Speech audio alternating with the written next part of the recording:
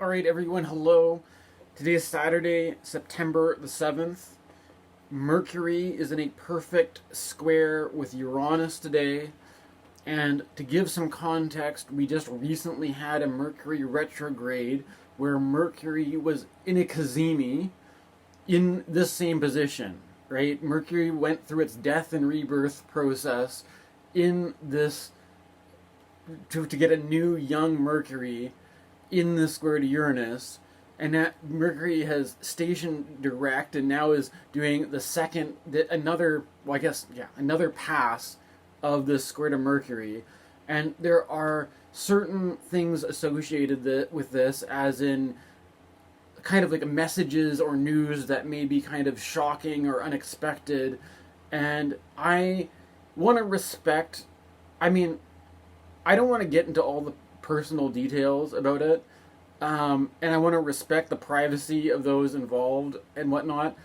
But I have been dealing with the news that's of hearing the news about somebody that I know having passed away recently, and this guy passed away around the time that Mercury stationed direct, and I wasn't aware of it. I'm also a little bit, I don't know. I haven't wasn't in a lot of communication with this guy, so maybe the social media algorithm just like pushed him down in the feed. But if somebody you know dies, you'd think that this would be pretty important news, and you'd find out about it. But this was from when I was living on Vancouver Island, and I'm somewhat separated from that community.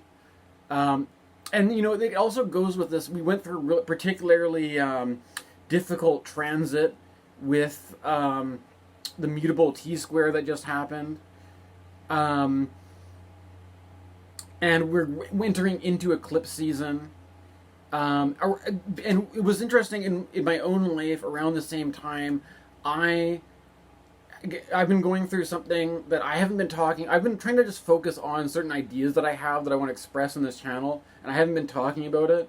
But my dog was diagnosed with diabetes, and I mean, this is pretty normal. She's an old dog, and it's nothing really outside of, but my family is under a bit of stress for this. But I think it feels a bit like first world problems. If your old dog's health is slowly deteriorating, it's not really that big of a deal. But there is basically, with these two things kind of happened at the same time, and also with some difficult astrology heading into eclipse season, and the lunar eclipse is going to be in Pisces. The lunar eclipse is going to be conjunct Saturn and Neptune, and Saturn does have to do with old age. Saturn does have to do with getting old and sick and stuff like that. And I mean, I'm just putting it out there that I don't know. This is what has been affecting me recently, just dealing with some of this stuff. And I kind of have mixed feelings because I didn't know the guy who died that well, but I knew him enough that it's sort of like I had to process it a little bit, as you might understand. But there's something about all this which is like, I'm not, again, and I also don't want to, there's something about Saturn, the upcoming eclipse in Pisces, and about how Saturn has to do with a kind of opacity. Like, if you think about Pisces and Neptune as like the waters of Pisces, it feels like a kind of a muddy, murky water. And I've been thinking about the contrast between what is transparent and what is opaque, right? And that there's something about there's something also about just this Mercury square to Uranus that has me. I feel like making this video because I got some ideas. And I also just some strangely timing up with this. This morning I just finished reading this book right here, A Thousand Plateaus by Deleuze and Guattari, which I've been it's one of these things that a difficult book that I've been trying to read for years. It's about 500 pages long, and it's more difficult than a lot of other books that size. And I've finally got through it. And I also but there's something in general about the question of like the need to expose yourself online, or the need. There's just something kind of funny about the there's a certain like having a view to people's personal lives or people's dramas. And I guess it's like maybe it's my own voyeurism that I'm even following stuff on social media at all. But it's like the fact that I only found out about this guy dying through like seeing some drama that I don't really want to engage in, but I'll acknowledge that there's drama there. And there's this question of like how just like out in the open on exposed are you gonna put your personal business online, right? There's a movie that comes to mind called Crimes of the Future by David Cronenberg, which came out recently. And in this movie, a person creates a window into his, so you can open up his and exhibitionally display his internal organs for all the world to see.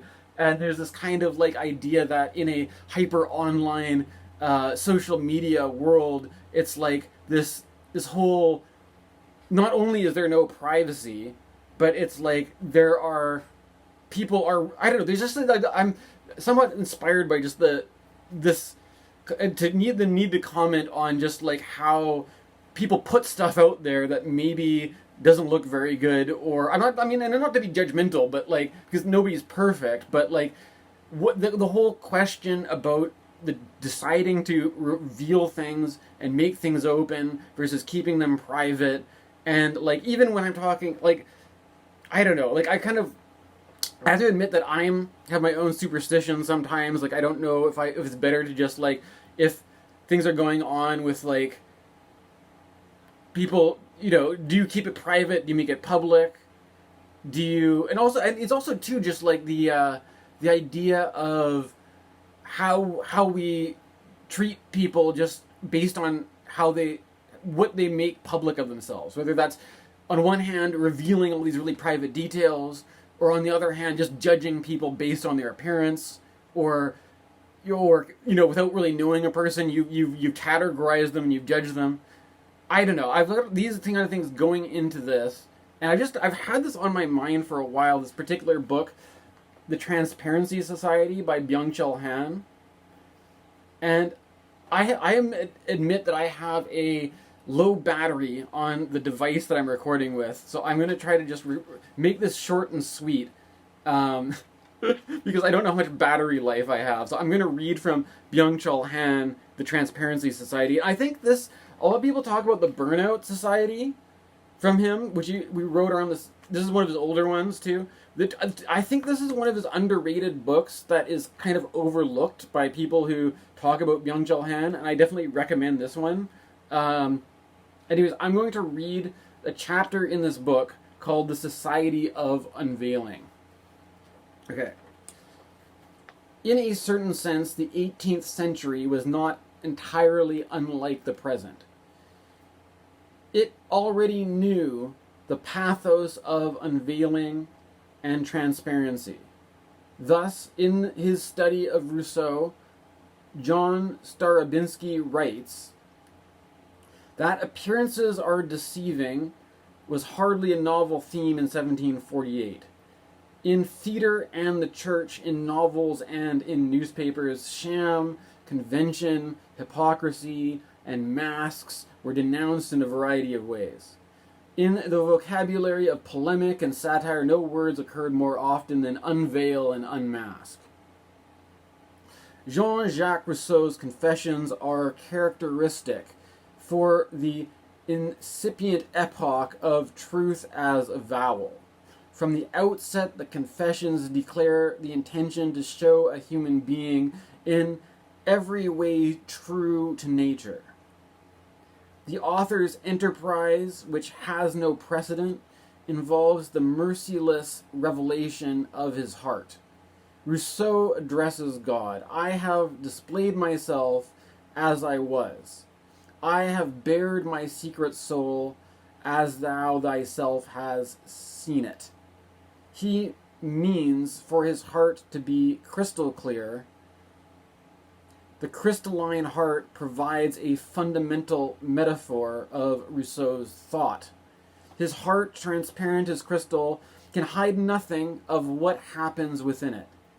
Every mood it feels is transmitted to his eyes and face. Rousseau calls for the opening of the heart by means of which all sentiments, all thoughts are shared, so that everyone, feeling as he should, may show himself to others as he is. So this idea that is, if you feel as you should feel, then you can show yourself with complete transparency because there's nothing to hide. And that if you aren't showing yourself to everybody, it's a cause for some kind of suspicion that you have something to hide. So there's this imperative to just reveal everything that's going on about you at all times and be like giving all your details out to the public and everything, right? Rousseau exhorts his fellow human beings to unveil their own hearts with the same sincerity. Herein lies Rousseau's dictatorship of the heart. Rousseau's demand for transparency announces a paradigm shift. The world of the 18th century was still a theater. It was full of scenes, masks, and figures. Fashion itself was theatrical. No essential difference existed between street clothes and theatrical costumes. Even masks became fashionable. People were wholly enamored of staging. They gave themselves over to scenic illusions. Ladies' hairstyles were shaped into scenes that portrayed either historical events or feelings. To this end, porcelain figures were also woven into hair. A whole garden or a ship with full sails might be carried on one's head. Both men and women painted parts of their faces with red makeup. The face itself became a stage on which one lent expression to the character traits with the help of beauty marks. Placed at the corner of the eye, for example, a beauty mark signified passion. At the lower lip, it indicated the bearer's straightforwardness. The body was a site of scenic representation, too. However, it was not a matter of giving unfalsified expression to the hidden inside, much less to the heart. Instead, the point was to toy with appearances, to play with scenic illusions. The body was a doll without a soul to be dressed, decorated, and invested with signs and meanings. Rousseau set his discourse of the heart and truth against the play of masks and roles. Thus, he vehemently criticizes the plan to erect a theater in Geneva. Theater represents an art of counterfeiting oneself, or putting on another character than one's own, of appearing different than one is, of becoming passionate in cold blood, of saying what one does not think as naturally as if one really did think it, and finally, of forgetting one's own place by dint of taking in others.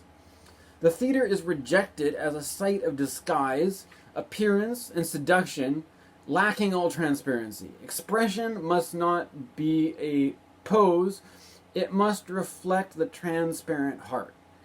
In Rousseau, one can observe how the morality of total transparency necessarily switches to tyranny. The heroic project of transparency, wanting to tear down the veil, bring everything to light, drive away darkness, leads to violence. The prohibition against theater and mimesis, which Plato had already legislated for his ideal city, expresses totalitarian traits on Rousseau's transparent society. Rousseau prefers small cities because individuals, always in the public eye, are born censors of one another, and the police can easily watch everyone. Rousseau's society of transparency turns out to be a society of total control and surveillance. His call for transparency escalates into the categorical imperative. A single precept of morality can do for all the others. It is this: never do or say anything that thou does not wish everyone to see and hear. And for my part, I have always regarded as the worthiest of men that Roman who wanted his house to be built in such a way that whatever occurred within it could be seen. Rousseau's demand for transparency of the heart is a moral imperative. The Roman with a transparent house follows the precept of morality, after all. Today, the perfect house with a roof, walls, windows, and doors is already hopelessly perforated by material and non-material cables. It collapses into a ruin through whose cracks gust the winds of communication. The digital wind of communication penetrates everything and makes it see-through. It blows through the society of transparency. However, the digital net, even as the medium of transparency, is subject to no moral imperative. It so to speak lacks a heart. Traditionally, the theological metaphysical medium of truth. Digital transparency is not cardiographic, but pornographic. Moreover, it brings forth economic panoptica. The goal is not moral purification of the heart, but maximal profit, maximal attention, utter illumination promises maximal gains. And one of the things that there's a couple influences here, right? The main thing, Mercury squaring Uranus. I just got some shocking news or just unexpected news the other day.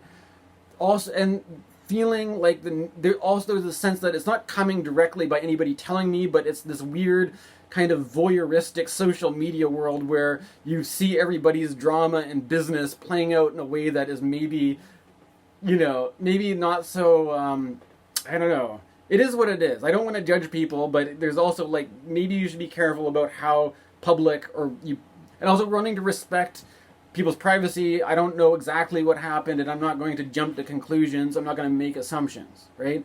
The other thing is that there's the sense of Uranus is also making this trine to Pluto right now. Uranus in the late degrees of Taurus, Pluto in the late degrees of Capricorn, where it just retrograded into. And there's something about Pluto to me that feels kind of like control and coercion, and combined with the technological aspect of Uranus. And have you noticed I'm wearing a Star Trek t-shirt today? Which, very Uranian, technological, futuristic kind of vibe, right? There's something about all this. I put this t-shirt away. I have a box of clothes that I don't wear very often, and I bought this t-shirt like 10 years ago. And at one point in time, I thought, I didn't really feel like walking around with the USS Enterprise on me, being a Trekkie, so I put this away.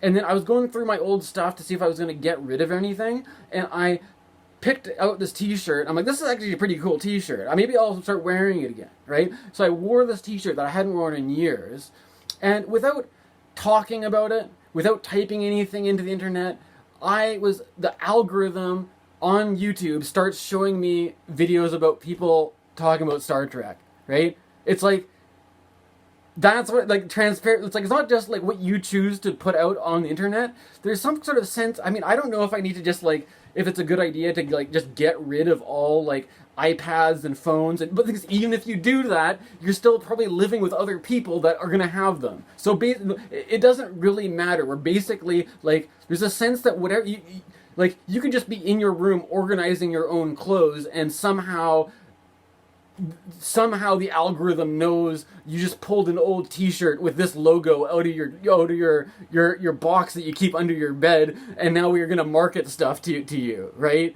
Like, isn't that a bit fucked up? Like, that's a bit fucked up. And people are, oh, that's happening anyways. That's happening anyways. I'm getting my low battery notification. That's happening anyways. So, like, you might as well just tell everybody about everything going on with your personal life and just have it all out there, like, blown in the wind, right? Like, that's the atmosphere of the society right now, right? So I don't know. I'm looking at this in terms of a number of different things, like the Senex. There might be a certain maturity in keeping things private, and there might be a certain immaturity in, like, I just have to express everything and post everything and put everything out there. There might be a sort of, like, the Senex Saturn opacity. It might create a sense of murky waters that you can't see through to the other side. But there's a certain kind of like, I don't know, maybe a naive immaturity that thinks that you have to have a house built entirely with glass, that everything you do can be seen at all times, because you're just, it's like if you you're just, because you're innocent, right? You're naively innocent that there's nothing wrong with anything that you're doing, and you just have it all hanging out there, right? That's just what's on my mind today. Again, a shorter video because I got low battery. Maybe easier to consume if you don't have so much time. And just thanks for watching. Catch you next time.